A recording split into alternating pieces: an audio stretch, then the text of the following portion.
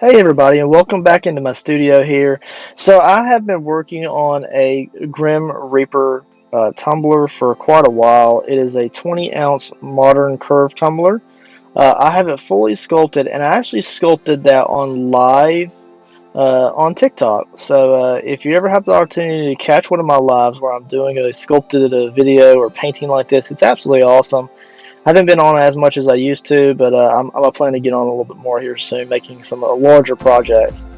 So this is a base to that tumbler. I want to start creating bases just so I can create more diorama type pieces, and I think that a base is a great way to kind of bring that together, giving it something for that sculpted item to sit on. So I am starting out with a small piece of birchwood that I bought at a craft supply store. It is still wrapped in its plastic, which is fine. And then I intended to glue the clay base to the wood, and I'm still deciding on whether I want to do that or not. I might just sit it on top for now, and I can always glue it later. I don't want to stain or paint the wood in any way. It's just going to be a natural color with the painted diorama base on top of it. So I built up a little thin layer of clay there. I sat the tumbler on top just to get the impression of where the item needs to sit. And what I'm going to do is I'm going to build up the meat. I'm building up the meat in a way so that it feels like a rock formation that's maybe not rippled, but it's kind of framing in the bottom of the cup there.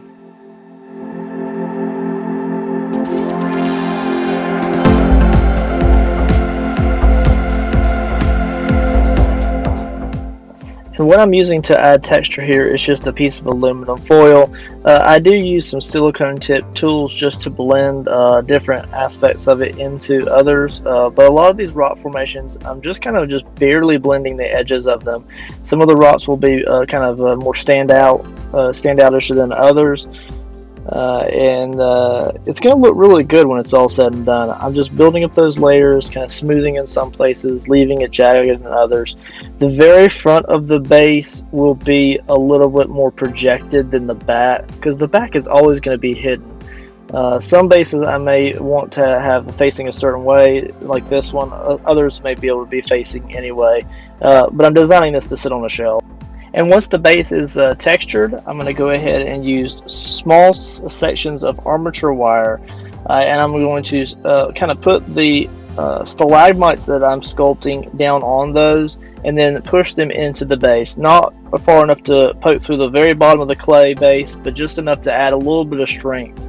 And I'll curve that so that all of that wire is hidden. It's not a whole lot, but it's just that little extra strength is good, just because these are up and off of the actual main part of the base. Then I'm going to use a silicone tip brush, and I'm going to blend that down into the base. After all, it would be a rock formation, so this would be like dripping. There would be drips from the ceiling onto these, which would create those stalagmites, so they would naturally be dripping and forming from the rock below, even if they're not truly the same material. So this is kind of me dry fitting and seeing how I want them to sit. I'm going to go ahead and add a little bit of texture to each stalagmite bottom. With my little handy tin foil.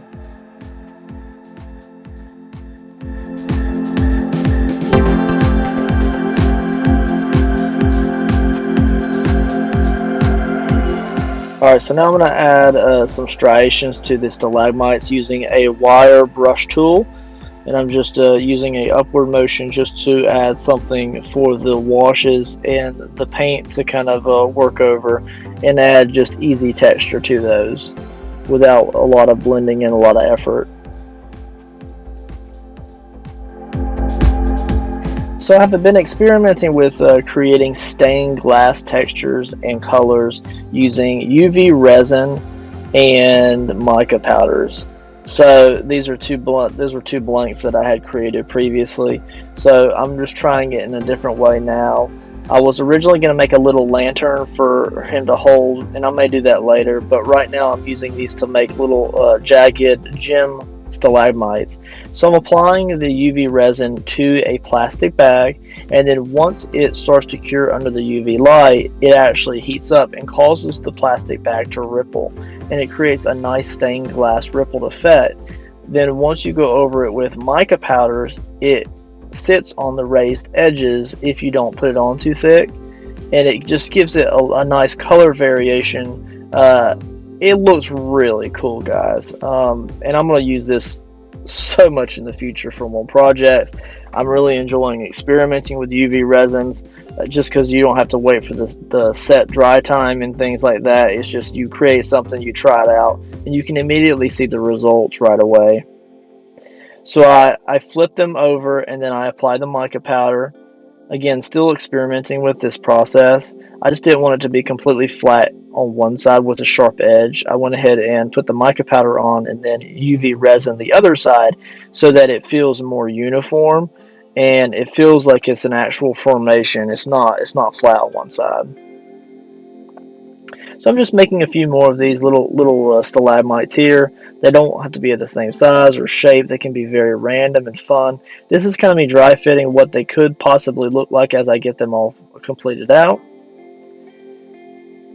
So this is like almost, I think, the third batch of these. I went ahead and put my mica powder on gently, and then when I came into UV resin these, I actually got a little bit messy with this. But it's okay. Happy little accidents, right?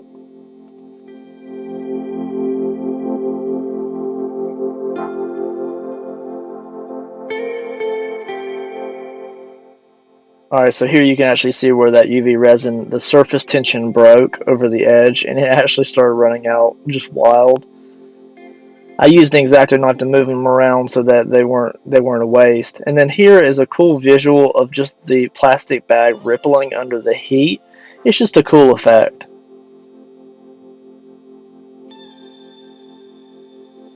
Here's that kind of messy spot that I made, but nothing's for waste. Now this doesn't have much mica powder on it. It's very, very little, but it's mostly just clear resin. And then it is a great look to it. Look at the ripples in it. Look how great that looks, and look what it looks like under the tea light. Look at that, guys. I look forward to making some lanterns out of this. Alright, so I'm going to go ahead and dry fit the rest of these little stalagmites. I like that I made these out of UV resin. It's just going to add a little bit of color variation. The soul that the Reaper is holding is blue, as well as the eyes of the skull beads and things. So bringing that blue down into the base just really makes it more uniform. It makes it feel like it's all made together. It's just designed together so that it's just one piece of art instead of just three pieces of art.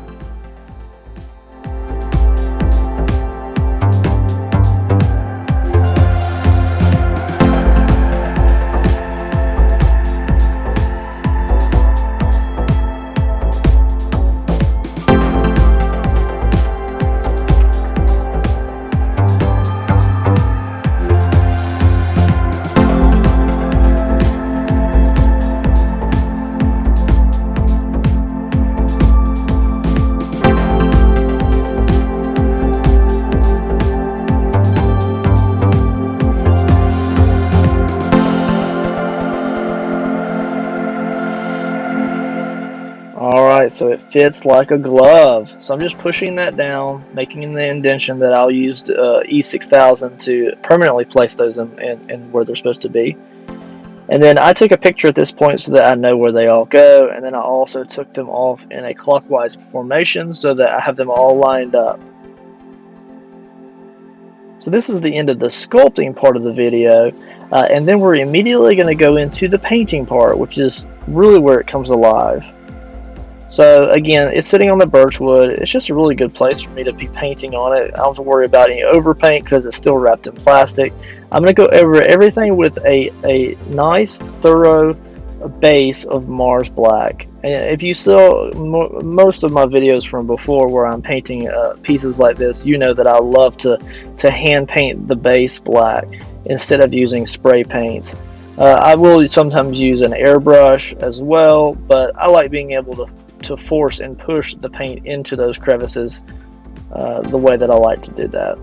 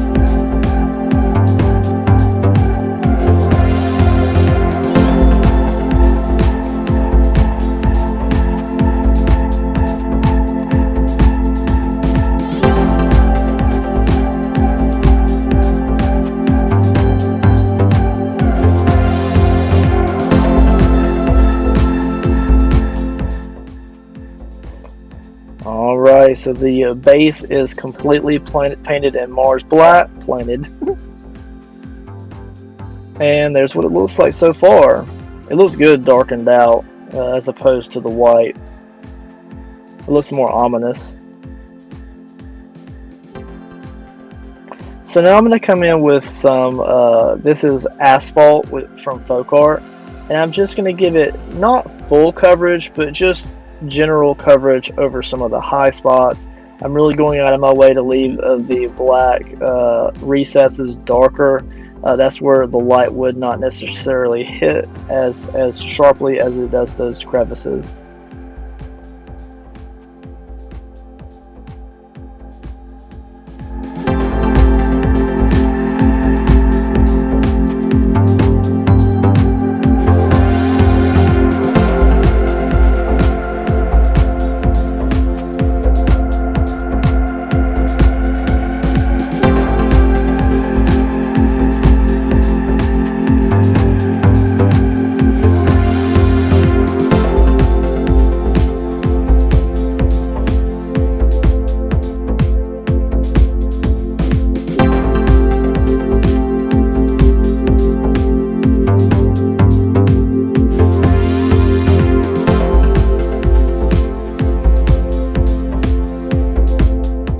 And you're going to see me start to bring up the tones of that gray by adding a little bit of titanium white in that asphalt mixture.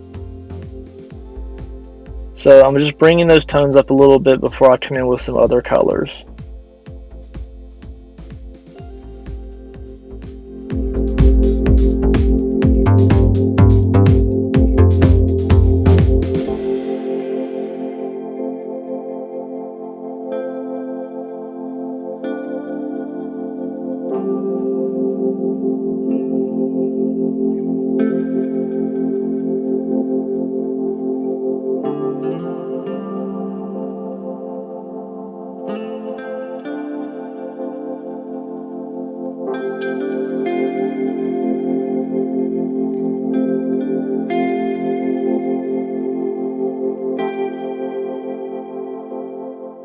Alright, so here you can actually really see it start to come alive even more as I bring more titanium white into the mixture of that gray and bring those highlighted tones up.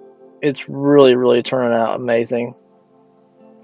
Now I'll add a little bit of that to the stalagmite tips as I go along. I want to bring those tones on the tip of the stalagmites up quite a bit, because if these were true stalagmites, that's where that salt water or calcium would be dripping down. So just rotating around, just hitting where I feel like it, just being free with my brush, not being afraid to make mistakes. That's the great thing about doing rocks like this, is there are no mistakes. There's a size and shape and color of rock of everything in the world, you know.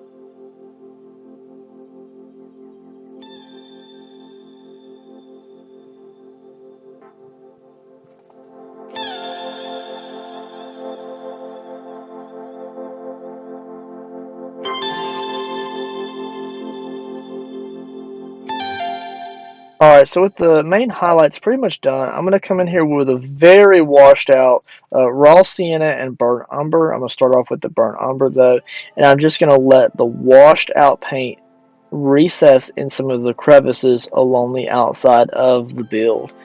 I'll do this along the outside edges, around the inside ring, and adding just a earthy tone to that.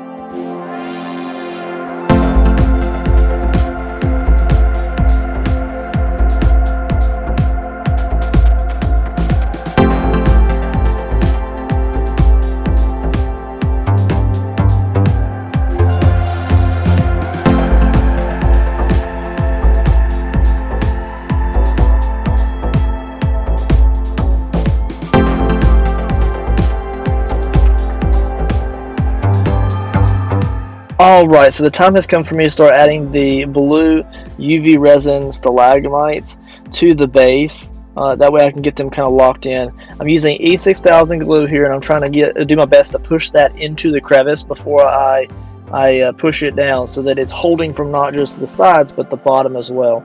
And then the next wash that I do will kind of go around these a little bit.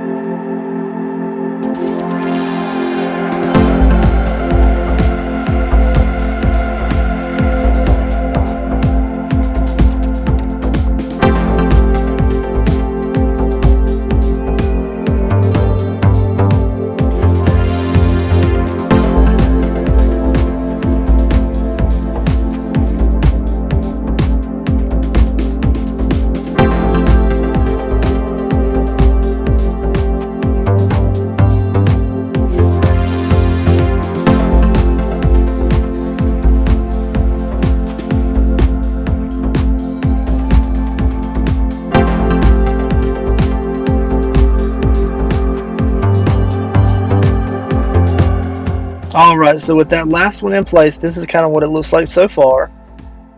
I love the blue, and then I'm going to come in with some raw sienna, and I'm going to do the same thing, a light wash, very, very watered down. And I'm just going to go around and add a little bit of more brown coloring to the outside. This is a lighter brown, so it's going to bring those tones up a little bit, and it's just going to add more earthiness to it. And then I'm going to immediately turn around and switch up colors, and I'm going to go in with a yellow ochre. Now this is not watered down, but it is pretty thick on the edge of my brush. I wipe off enough just so I can get some kind of a dry brush over the exterior of the rocks. And my goal with this is just to bring in a different color apart from just the browns and grays. But I also want this to kind of look like as if it's maybe like a fungus or just the bottom of the cave having just a yellowish to brown tone for whatever reason, maybe mineral buildup or calcium or something like that. But I'm thinking more so fungus than anything.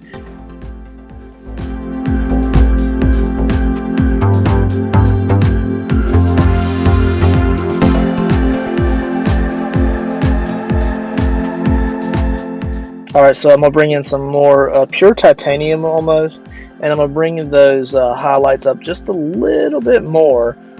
Just a little bit more. I'm also going to go over the stalagmite tips. I'm going to start with by bringing those up to a titanium white, and then I'll come in with some raw sienna and burnt umber and burnt sienna just to bring those into a brown tipped color.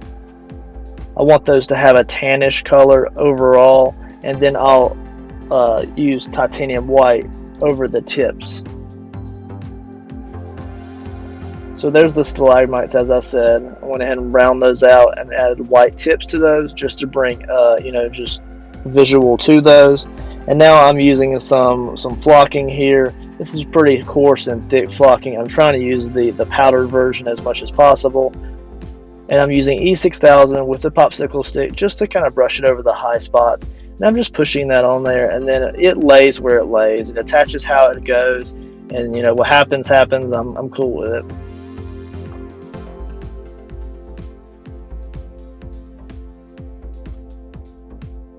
Try to get it on the sides as well.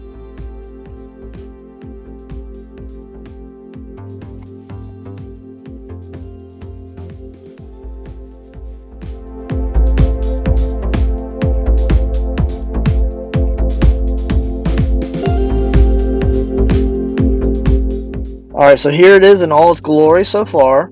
But wait, we're not done, guys. So the next step is to add some resin to this. Now I want it to have the same color tones as the actual main tumbler itself. The main item that's being displayed. So we're going purple and blue. So we're using two color shift paints, and they're both folk art. So folk art blue, folk art purple, one drop is all it takes. 1 drop of each. And what I'm going to do is I'm going to use a syringe, a medicine syringe, to slowly drop in the blue to begin with. With 1 drop of paint, it's a very, very clear see-through blue. And I'm just going to let it run over the rocks however it wants to. I want it to be very natural. I want it to go where it needs to go. I am going to try to force it over the edges of the formations around the sides. I'm going to let that run down onto the piece of saran wrap that I have over the base, so that I'll be able to just peel that off and then just trim off the edges before adding something to the bottom, maybe some UV resin or something, or maybe some carpet. That is, if I decide not to attach it to the birch base. So I'm just being generous with this. I'm going to use all of the epoxy that I have. Alright, so we have a lot of blue here, but we're going to bring in some purples now. Because he is mainly purple. His cloak is purple. His hat's going to be purple. So it needs to be kind of brought up a little bit into a pinkish tone. I'm just going to drop it here and there as I go along. And I just want it to gently mix itself with the blue, however it chooses to. I think them mixing together added a lot of color to it. It looks really nice and really cool. I look forward to using this kind of techniques for a lot of projects in the future.